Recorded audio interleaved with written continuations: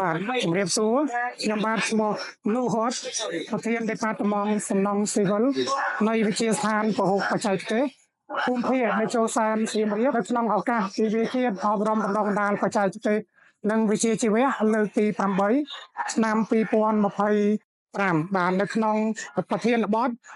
ធីវេតបង្កើនឱកាសការងារនិងសាងក្តីសង្ឃឹមដល់យុវជនបាទអញ្ចឹងនៅក្នុងថ្ងៃនេះផងដែរដេប៉ាតឺម៉ង់សំណង់ស៊ីវិល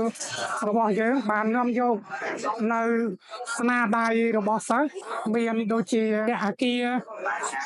ទាក់ទងនឹងប្លង់ស្ថាបត្យកម្មដែលជារូបសំណាកហើយនឹងអាគារពាក់ព័ន្ធនឹងប្លង់គ្រឿងបង្គុំដែលជារូបសំណាកដើម្បីឲ្យ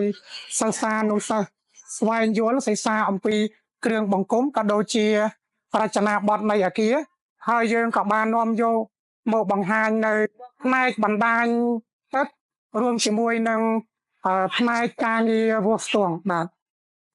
ជាវិស័យក្នុងឆ្នាំសិក្សាថ្មីវិទ្យាស្ថានមានផ្ដល់អាហារូបករណ៍កម្រិតសញ្ញាបត្រជាន់ខ្ពស់បច្ចេកទេសនិងវិជ្ជាជីវៈនិងវគ្គស៊ីវ័ន 1.5 លាននាក់ដល់ក្រុមគ្រួសារគោលដៅមកពីគ្រួសារក្រីក្រនិងគ្រួសារងាយរងហានិភ័យដែលទទួលបានប្រាក់ឧបត្ថម្ភ 28,000 រៀលនៅក្នុងមួយខែដូច្នេះសូមសាធារណជនដែលមានបំណងចង់បានចំណេះជំនាញនិងឱកាសការងារសូមអញ្ជើញមកចុះឈ្មោះនៅវិទ្យាស្ថានពហុបច្ចេកទេសភូមិភាគនៃចូលសែនសៀមរាបបាទសូមអរគុណ